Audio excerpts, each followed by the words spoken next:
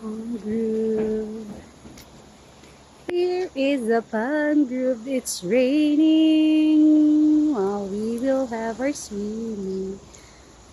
Ito ang aming cottage. So, it's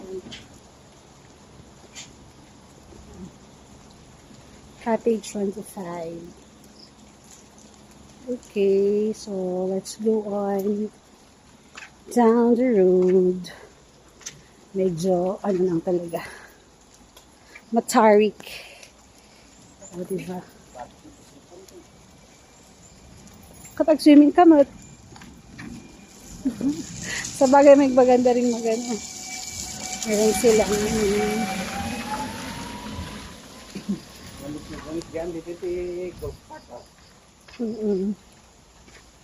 It's raining.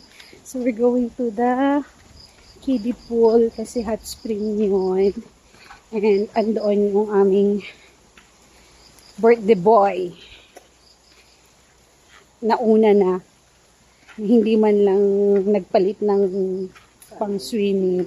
I don't know kung pinayagan siya kasi si ate pinabalik ng guard kasi nakamaong siya. So, bawal ang maong dito. So, this is it. Oh, medyo talagang very...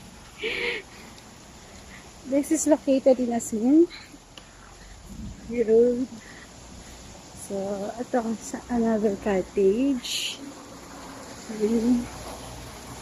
Another cottage. So, where are they? Ayun. Parang naririnig ko siya. Nasaan siya? Lapul only. Lapul. Lapul? Saan ba ang daanan papunta doon? Doon sa dulo. Naman. Or dito? Ayan.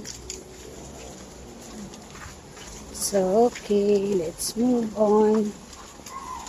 Oh, I can already hear the voice of my ever. Oh, this is another pool. So, this is it. Pero parang madumi. Madumi yung pool.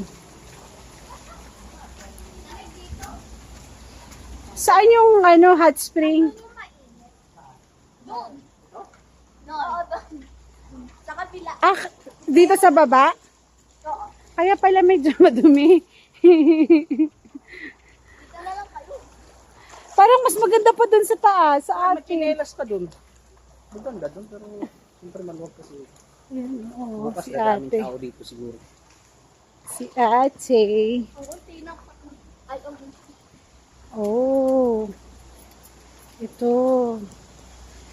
Kanilang So, ilalagay ko lang yung aking phone dito.